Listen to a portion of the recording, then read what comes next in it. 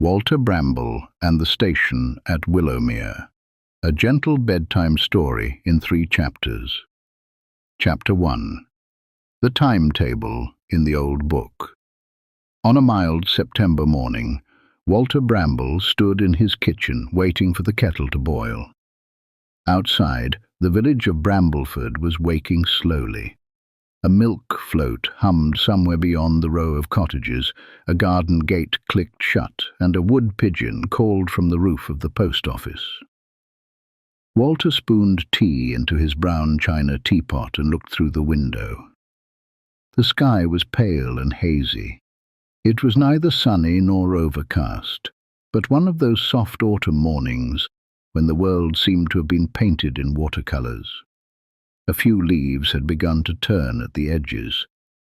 The horse-chestnut tree opposite Walter's cottage had already dropped several large copper-coloured leaves onto the pavement. They lay there like open hands. Walter carried his tea into the sitting room, where a small pile of library books waited beside his armchair. He had finished the last of them the night before. It had been a book about old railway journeys through the English countryside, filled with black and white photographs of steam engines, station porters and passengers standing patiently beneath enamel signs. Walter had enjoyed it very much. He had always liked railways. As a boy, he had travelled by train to visit an aunt who lived near the coast. He could still remember the smell of warm carriage upholstery, coal smoke drifting past the windows, and the steady rhythm of wheels over the tracks. Clackety-clack, clackety-clack. He remembered paper tickets clipped by a conductor, tea served in heavy cups at station buffets, and railway clocks whose hands seemed to move more slowly than any other clocks in the world. Walter finished his tea, placed the books into a canvas bag, and set off for Brambleford Library. The library occupied an old red brick building at the far end of the village square. It had tall windows, a slate roof, and a brass handle polished by generations of readers. Inside, the familiar scent of paper and furniture polish greeted him. Mrs. Finch was arranging returned books behind the desk. "Good morning, Walter," she said. "Good morning, Mrs. Finch. You've finished them all already." "I'm afraid so." "You always say that as though reading quickly were some sort of crime." Walter smiled. Mrs. Finch took the books from his bag and began checking them in. When she reached the railway book, something slipped from between its pages and fluttered onto the desk. It was a narrow piece of card, yellowed with age. Mrs. Finch picked it up. "Well," she said, "this looks interesting." Walter leaned closer. It was an old railway timetable. The print was faded but still readable. At the top were the words, "Brambleford and Western Railway, Local Passenger Services. Autumn, 1958. Beneath was a list of stations. Brambleford, Oakley Junction, Marden Cross, Willowmere Halt. Walter frowned. Willowmere Halt? Mrs. Finch examined the card. "I've never heard of it." "Nor have I." The name did not appear on any current railway map. Walter knew the local line quite well. Trains ran from Brambleford through Oakley Junction and then towards the coast, but he had never seen or heard of a station called Willowmere. Further down the timetable, a small pencil mark had been made beside the name. Someone had drawn a tiny star. On the back of the card, in blue ink, were the words, "The 5:15 still stops, if you know where to wait." Mrs. Finch raised an eyebrow. "That sounds rather mysterious." "It sounds impossible," said Walter. "Those are not always the same thing." Walter turned the timetable over again. "Do you suppose this was left in the book deliberately?" "It may have been there for years." or decades. Mrs. Finch glanced towards the shelves. The book came from the county archive collection. It was donated by a retired railway clerk. Do you know his name? She checked the inside cover. Mr. Albert Nettleby. Walter thought for a moment. The name was faintly familiar. Didn't he once live near the old goods yard? Yes, he moved away some years ago. Walter slipped the timetable carefully into his pocket. Would you mind if I borrowed this? Mrs. Finch smiled. I thought you might. Walter chose 2 new books, although his attention kept returning to the old timetable. As he walked home, he tried to picture Willowmere Halt. Perhaps it had once been little more than a wooden platform beside a field. Many small stations had closed during the middle of the 20th century. Some had been demolished. Others had slowly disappeared beneath weeds, brambles and saplings. At home, Walter spread an ordnance survey map across the dining table. He traced the railway line with one finger. Brambleford, Oakley Junction, Marden Cross. Between Marden Cross and the coast, the railway curved through a patch of low woodland and crossed a narrow river. There was no station marked. But beside the line, almost hidden beneath the fold in the map, Walter found a name. Willowmere Lane. The lane ended near the railway. Walter fetched a magnifying glass. A faint dotted path continued beyond the road, crossed a meadow, and reached the tracks. There was no station symbol. Even so, Walter felt a small stir of excitement. He made a cheese sandwich for lunch, filled his flask with tea, and placed both in his canvas bag. He added an apple, a packet of ginger biscuits, and the old timetable. Then he checked the current train schedule. There was a service from Brambleford to Marden Cross at 11:20. From there, Willowmere Lane was a walk of perhaps 2 miles. Walter changed into his walking shoes, put on his tweed jacket, and locked the cottage door behind him.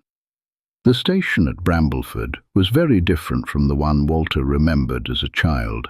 There were electronic signs, automatic ticket barriers, and bright vending machines. Still, the old platform canopy remained. A clock hung above the booking office, and swallows nested beneath the roof each spring. Walter boarded the 11:20 and found a seat by the window. The train moved away from the village, gathering speed through open countryside.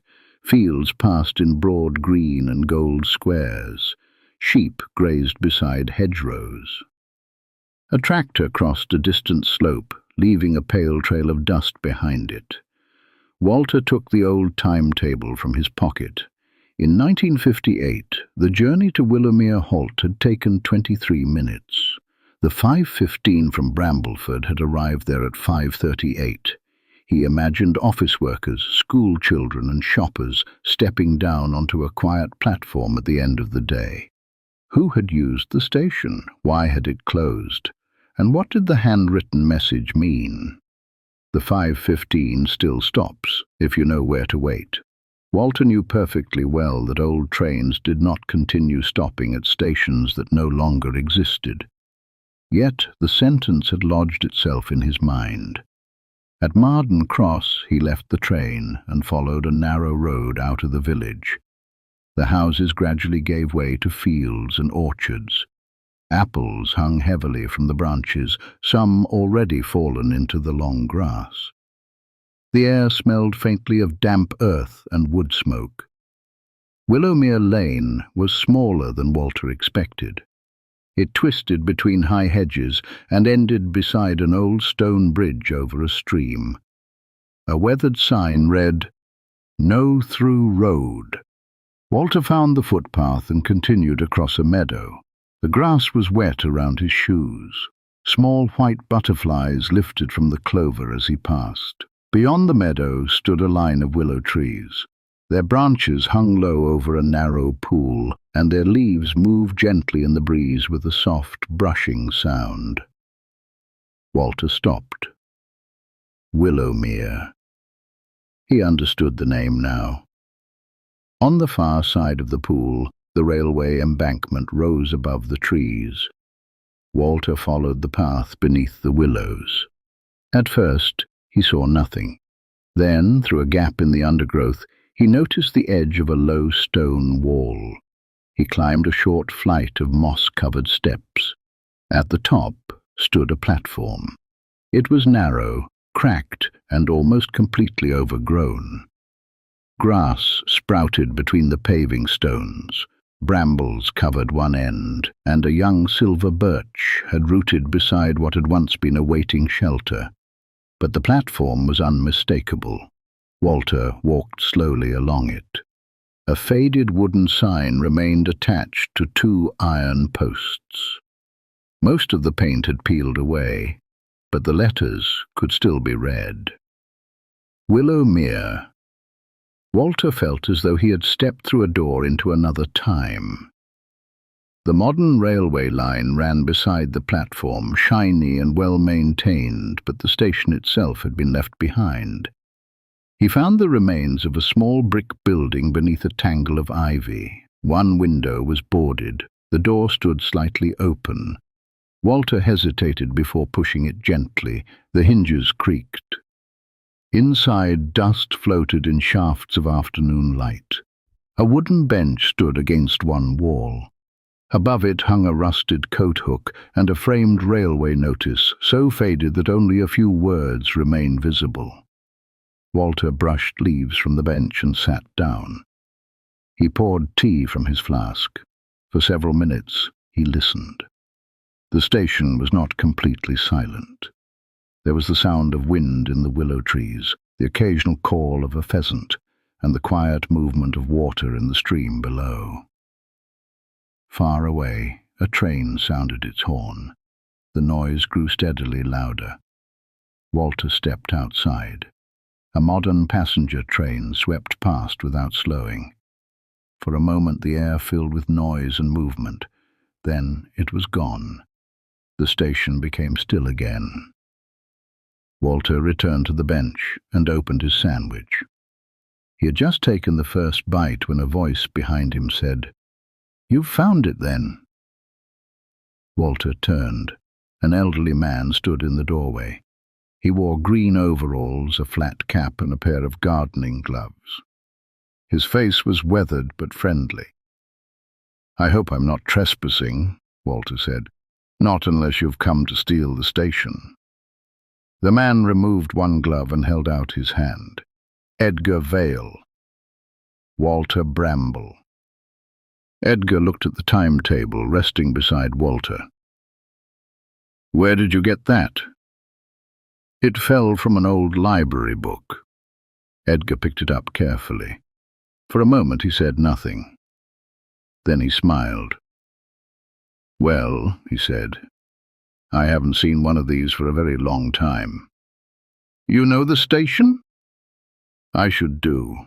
My father was the last station master." Walter looked around the abandoned waiting room. "Do you look after it?" "As well as I can." Edgar explained that the railway company still owned the land, but had little interest in the old platform. With permission from the local council, he kept the brambles under control, repaired loose boards, and cleared the drains. "I don't suppose many people come here," Walter said. "Hardly anyone." Edgar looked again at the handwritten message. "The 5:15 still stops if you know where to wait." "You recognize the writing?" Edgar nodded slowly. "That was written by Albert Nettleby." "The railway clerk?" "My father's assistant." Walter leaned forward. "What did he mean?" Edgar replaced the timetable on the bench. "That," he said, "is a longer story." Outside, the willow leaves whispered in the afternoon breeze. Edgar glanced at his watch. If you're in no hurry, I'll put the kettle on." Walter smiled. "I'm in no hurry at all." Chapter 2. The Waiting Room at Willowmere. Edgar lived in a small cottage on the far side of the station. Walter had not noticed it at first, because it stood behind a screen of hazel trees. It was a modest building with whitewashed walls, green window frames, and a roof covered in orange lichen. A narrow path led through a garden filled with herbs, runner beans, and late summer flowers. Edgar opened the back door. "Mind the step." The kitchen was warm and pleasantly cluttered. Copper pans hung above the stove. Railway photographs covered one wall. A large black kettle sat on a cream-coloured range. Walter took a seat at the table while Edgar prepared tea. "You said your father was the stationmaster," Walter began. "Yes, Thomas Vale. He worked here from 1946 until the station closed." "When was that?" "October 1962. Edgar placed 2 cups on the table. Willowmere was never a busy station. It served 3 farms, a few cottages, and a village that was half a mile away. By the 60s, more people had cars. The railway decided there weren't enough passengers. He opened a tin and offered Walter a shortbread biscuit. "My father always said the railway counted tickets, but never counted what the station meant." Walter liked that sentence. What did it mean? "To the village?" Edgar sat down. "Everything, at one time." He pointed to a photograph on the wall. It showed the station in winter. Snow covered the platform roof and the signal box. A steam locomotive stood beside a line of passengers wrapped in heavy coats. "That was January 1947, Edgar said. "The roads were blocked for days. The railway brought bread, coal, and medicine." Another photograph showed children holding buckets and spades. "Summer excursion to the seaside, every August." A third showed a young couple beneath the station sign. "My parents on the day they became engaged." Walter studied the photograph. Edgar's father wore a railway uniform with polished buttons. His mother held a small bunch of flowers. "She missed the last train home," Edgar said. "Or so she claimed." Walter smiled. "Your father didn't mind?" "I think he may have arranged it." Edgar poured more tea. "Albert Nettleby started work here when he was 16. He was thin as a rake and terrified of the ticket machine. My father taught him everything." "What sort of work did he do?" "Sold tickets, carried luggage, lit the lamps, swept the platform, delivered parcels, helped with the signals when needed." Edgar leaned back in his chair. "In those days, a station was almost like a small village in itself." He described mornings when milk churns arrived from nearby farms and were loaded onto the first train. Newspapers came tied in string. Chickens travelled in wooden crates. Baskets of strawberries were sent to markets in London. There were parcels for the village shop, medicines for the doctor, and letters too urgent to wait for the post. Everyone knew the station master. Everyone knew the porters. The waiting room fire was lit before dawn in winter. Passengers left umbrellas, shopping baskets, and sometimes even dogs in the station master's care. "Dogs?" Walter asked. "Oh, yes. There was a spaniel named Barnaby, who travelled alone every Thursday." "Alone?" His owner lived at Marden Cross. Barnaby visited the owner's sister in Willowmere. The guard knew where to let him off, and my father put him on the return train at 4:40. Walter laughed softly. I doubt that would be allowed now. Probably not. Edgar carried the cups to the sink. Come with me. There's something you ought to see. He led Walter back through the garden and towards the far end of the platform. Beyond a hedge stood a small wooden signal box. Its windows were dusty but intact. Edgar unlocked the door. Inside, a steep staircase led to a room overlooking the line. A row of tall signal levers stood beneath the windows, painted red, blue and black. Brass plates showed their original functions. Up home, down starter level, crossing gates. The machinery was no longer connected to the railway, but Edgar kept it polished. Walter ran his fingers lightly across one of the brass handles. It's beautifully preserved. My father brought me here when I was a boy. Edgar opened a drawer beneath the signalman's desk. Inside were logbooks, ticket stubs, and old railway badges. He selected a thick ledger. This is the station record for the final year. The entries were written in neat blue ink. Rain at 6 a.m., milk churn delayed, signal lamp replaced. Mrs. Harcourt lost glove, later recovered. Walter turned the pages carefully. The final entry was dated October 13th, 1962. Last passenger service departed at 5:38 p.m. Station closed to public traffic. All lamps extinguished. Below, in a different hand, someone had added, "Not all journeys end because the timetable says so." Albert? Walter asked. Edgar nodded. He took the closure badly. Did he continue working for the railway? Yes, he moved to Oakley Junction, but he came back here often. Edgar closed the ledger. For years after the station closed, Albert visited every October on the anniversary. He sat in the waiting room at 5:38. Walter remembered the note. The 5:15 still stops. That was the train he used to work every evening.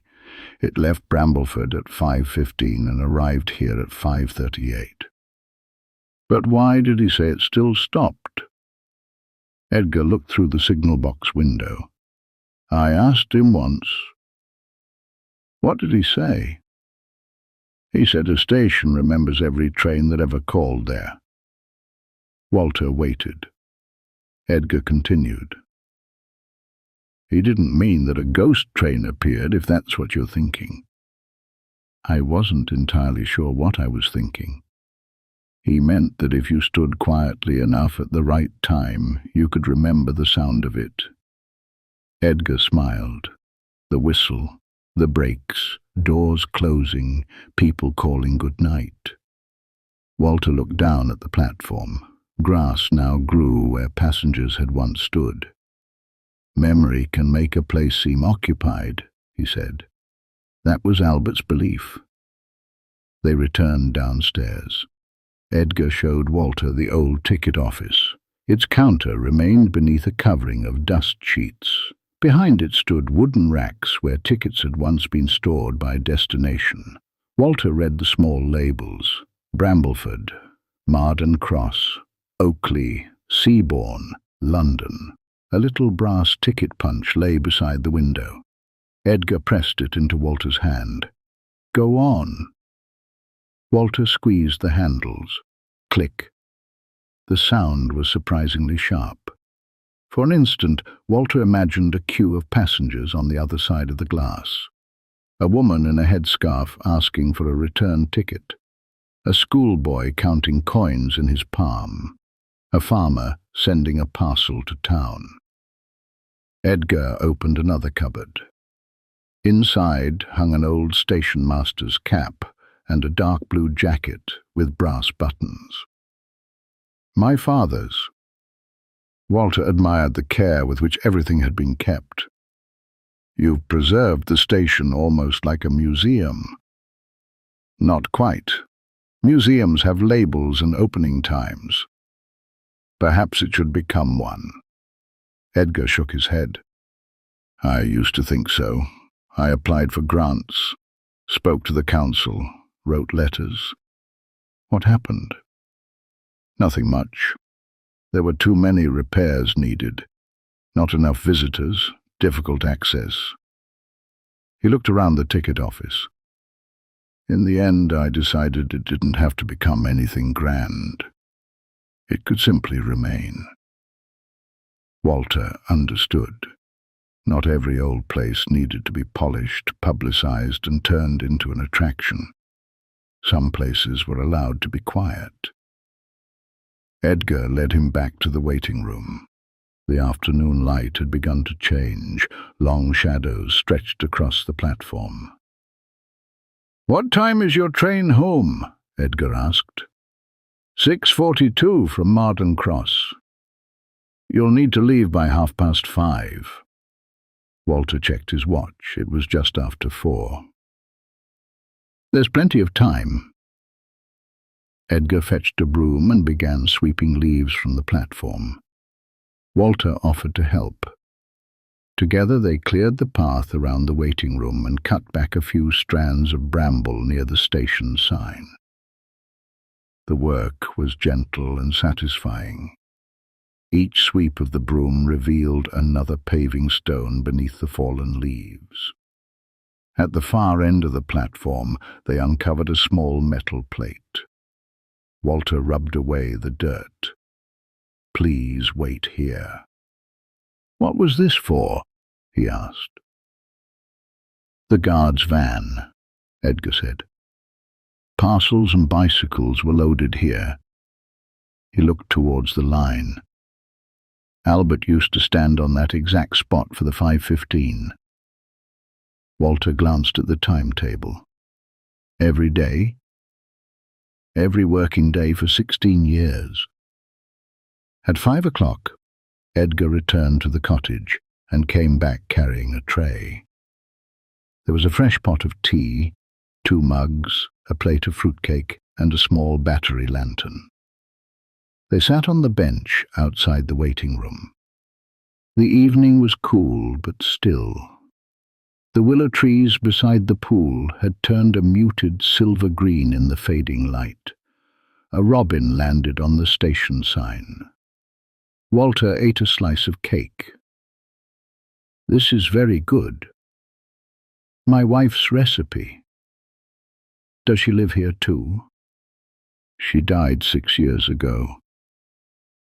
"I'm sorry." Edgar nodded. "She liked the station. We had our wedding photographs taken here." Walter did not fill the silence. Some silences were empty. Others were full of things that did not need explaining. After a while, Edgar said, "I nearly moved away after she died." "What made you stay?" "I thought the cottage would feel too quiet." "And did it?" "For a time." Edgar watched the robin fly into the hedge. "Then I realized quietness changes. At first it feels like an absence. Later sometimes it becomes a kind of company." Walter looked towards the old station building. "Perhaps places can keep us company too." That's what Albert believed. At 5:20 a freight train passed. Its heavy wagons rattled through the station, one after another, until the final red light disappeared around the curve. The air settled again. Edgar checked his pocket watch. Not long now. Walter wondered what exactly they were waiting for. A modern passenger train was not due for another half hour. At 5:30, Edgar lit the battery lantern and placed it inside the old waiting room. Its glow shone softly through the dusty window. The station seemed to wake. At 5:35, Edgar put on his father's stationmaster's cap. Walter said nothing. At 5:37, they walked to the metal plate at the end of the platform. "Please wait here." The sun had dropped behind the trees. The rails reflected a narrow strip of copper light. Edgar stood very still. "So," Walter whispered, "what happens now?" "We listen." The seconds passed. Walter heard leaves moving in the hedge, water beneath the willows, a distant dog barking. Then, somewhere beyond the bend, came a faint sound. At first, Walter thought it was the wind, but it gathered into a rhythm. Clackety-clack, clackety-clack. He looked down the line. Nothing appeared. The rails remained empty, yet the sound continued. A whistle echoed in the distance, softly, briefly. Walter held his breath. Then he understood. A train was travelling on the modern line several miles away, its sound carried across the valley by the evening air. The hills and trees shaped the noise, making it seem as though it approached Willowmere. The rhythm grew louder. For a moment, Walter could almost see steam drifting above the curve, almost see carriage windows glowing, almost hear doors being opened. Edgar raised one hand, as a stationmaster might greet an arriving driver. The sound reached its fullest point, then slowly faded. The 5:15 had stopped, not on the rails, not in any ordinary sense, but in memory, and in the careful attention of two people who had waited quietly enough to hear it. At last, Edgar lowered his hand. "Albert was right," Walter said. "He often was." They stood together until the final echo disappeared. Then Edgar removed the cap. "You'd better get back for your train." Walter folded the old timetable and placed it carefully in his pocket. "I think I'll return tomorrow." Edgar looked surprised. "Tomorrow?" "There are several windows that need cleaning." A smile spread across Edgar's face. "Yes," he said, "there certainly are." Chapter 3. The 5:15. Walter did return the following morning. He brought sandwiches, a flask, a bundle of cleaning cloths, and Mrs. Finch. When Walter had told her about Willowmere Halt, she had listened without interrupting. When he finished, she closed the book she was cataloguing and said, "I shall need suitable shoes." Now she stood at the bottom of the mossy steps, looking up at the old platform. "Well," she said, "you were right." "About what?" "It is impossible not to be curious." Edgar greeted them beside the waiting room. Walter made the introductions. "Mrs. Finch is our librarian. And therefore," she added, "professionally qualified to interfere with neglected archives." Edgar laughed. "Then you'll be very welcome." They spent the morning cleaning the waiting room windows. Mrs. Finch sorted papers while Walter swept dust from the corners. Edgar repaired a loose board beneath the ticket office counter. By midday, the room looked brighter. Sunlight came through the glass and fell across the old wooden bench. Mrs. Finch discovered a cupboard filled with lost property labels. Most were blank, but several had been completed.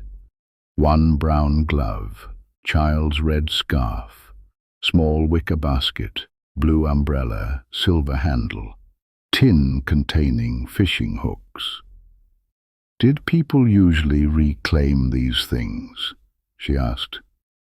"Sometimes," Edgar said. "Sometimes not."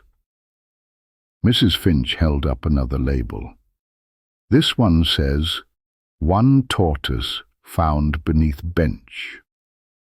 Edgar grinned. That was Mr. Pottle. The tortoise? No, the owner. The tortoise was called Florence. Walter sat down to hear the story. Florence had escaped from a cardboard box while waiting for the morning train. She travelled beneath the bench and remained there until Albert Nettleby discovered her during his afternoon sweep.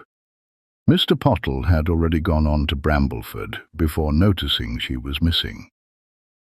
He returned on the next train, Edgar said. Albert gave him a stern lecture about unsuitable luggage. Mrs. Finch placed the label carefully in a folder. These records should be preserved properly. I've never known what to do with them, Edgar admitted. The county archive may help. They weren't interested before. That may depend on how the request is presented. There was a certain firmness in Mrs. Finch's voice that Walter recognized.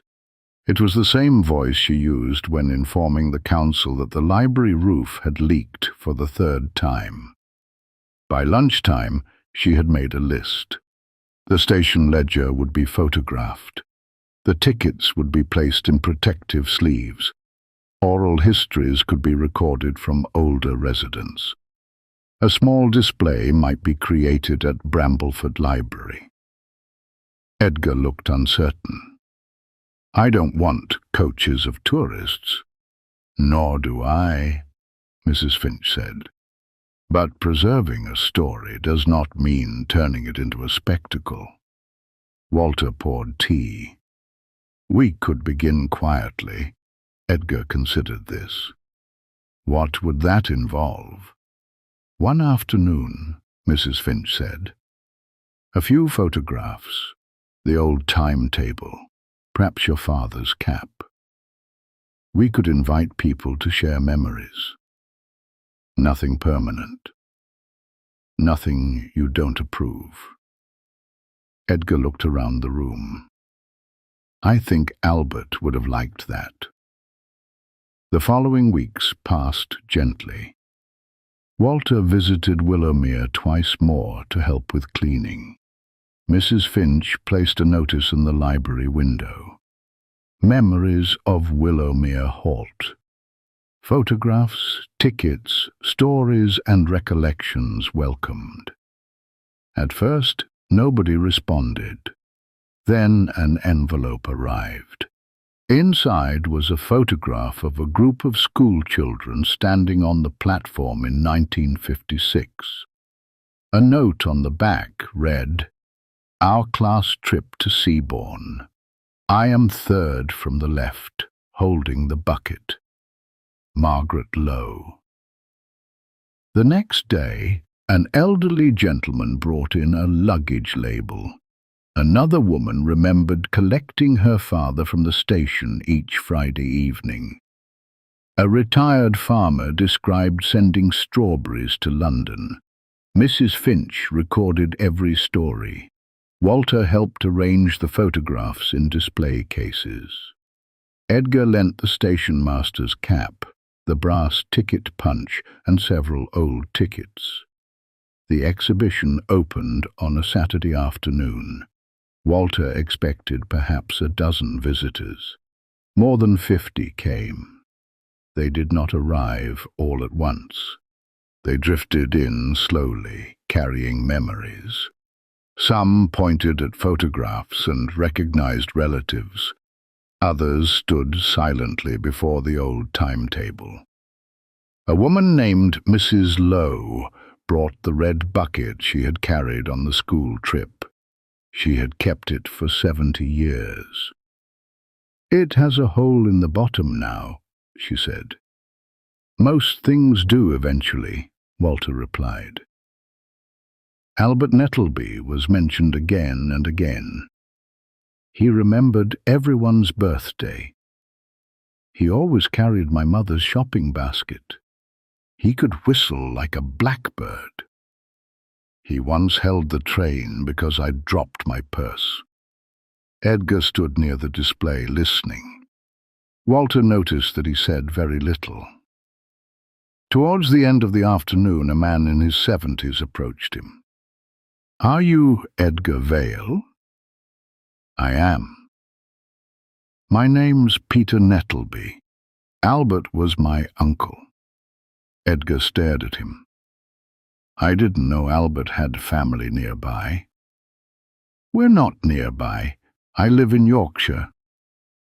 Peter explained that he had seen a notice about the exhibition in a railway history newsletter. He opened a leather case. Inside was a reel of old magnetic tape. "I found this after Uncle Albert died. I believe it was recorded at Willowmere." Mrs. Finch arranged for the tape to be transferred to a digital recording. A week later, Walter, Edgar, and Mrs. Finch gathered in the library office to hear it. The recording began with a hiss. Then came birdsong. A door closed. Footsteps crossed gravel. A man's voice spoke. "Willowmere Halt. Friday, the 12th of September, 1958. 5:34 in the afternoon." Edgar leaned closer to the speaker. "That's Albert." The tape continued. A bell rang. In the distance, a steam locomotive whistled. The sound grew louder. Brakes squealed. The engine entered the station in a rush of steam and rhythmic clatter. Doors opened. Voices filled the platform. "Evening, Albert." "Parcel for Mrs. Wade." "Mind that bicycle." "Good night, Mr. Vale." A child laughed. A dog barked. A guard's whistle sounded. "Right away!" Doors slammed. The locomotive pulled out. Its wheels gathered speed. Clackety-clack, clackety-clack. The sound faded. Then Albert spoke again. 5:39. All quiet. The tape ended. Nobody said anything for several moments.